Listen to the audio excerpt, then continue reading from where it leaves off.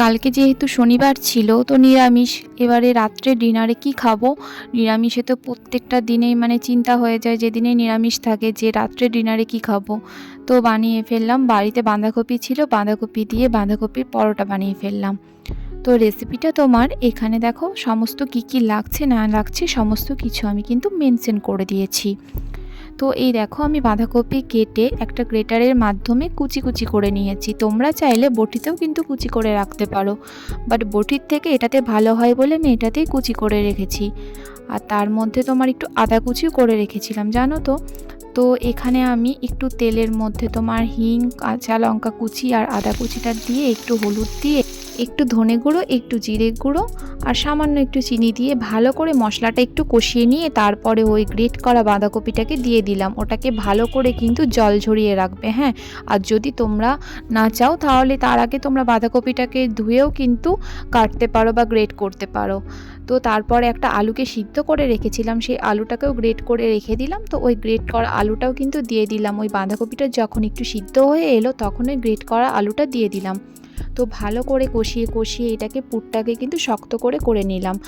আর তারপরে তোমার পরোটাটা যেহেতু ময়দাটাকে মেখে রাখা ছিল, তো তাই পরোটার জন্য তোমার পুর টুর রেডি করে চলে এলাম এবার পরোটা বানাতে। তো এই পরোটাটা আমি কিছুতেই বানাতে পারি না, কারণ আমি যখনই বানাতে যাই আমার প্রবলেম হয়, মানে ভেঙে যায়, না হলে মানে আমি কিছুতেই এটা তৈরি করতে পারি না। তাই দুজনে মিলেই তৈরি করে নিলাম। এই দেখো আমার ডোগুলো রেডি, কিন্তু হ্যাঁ পরোটাটা বেলতে আমি পারি, সেঁকতেও আমি পারি, কিন্তু ওই ডোটা যেটা তৈরি করা ওটাই আমার প্রবলেম হয়। তো আলতো হাতে ওটাকে আমি সুন্দর করে একটু গোল আকার দিয়ে বেলে নিলাম। হ্যাঁ তোমরা কিন্তু হালকা করে বিলবে, খুব একটা চাপ দিলে কিন্তু ওই পুরটা কিন্তু ফেটে বেরিয়ে যেতে পারে। তো চলো এটা আমার হয়ে গেল বেলা, এবার একটু সেঁকে নিই। দেখো পরোটাটা কেমন সুন্দর ফুলছে। হ্যাঁ আমি কিন্তু আগে এটাকে রুটির মতন কিন্তু সেঁকে নিই, হ্যাঁ তারপরে পরোটাটাকে তুমি তেলের মধ্যে ভাজি। কারণ আগে সবগুলো রুটির মতন সেঁকে নিই তারপরে ভাজি, কারণ আমি এটা পরোটা করার সময় এই নিয়মটাই ফলো করি, তাতে আমারও তাড়াতাড়ি হয় আর ভালোও হয়। তো এই দেখো আমার পরোটা রেডি। তো দেখো কতটা সুন্দর হয়েছে। এবার আমি একটু ঘুগনি বানাবো, তাই এখানে দেখো আমি কাঁচা লঙ্কা, টমেটো আর তোমার আদা কুচো করে রেখেছি, মিক্সিতে পেস্ট করে নিলাম।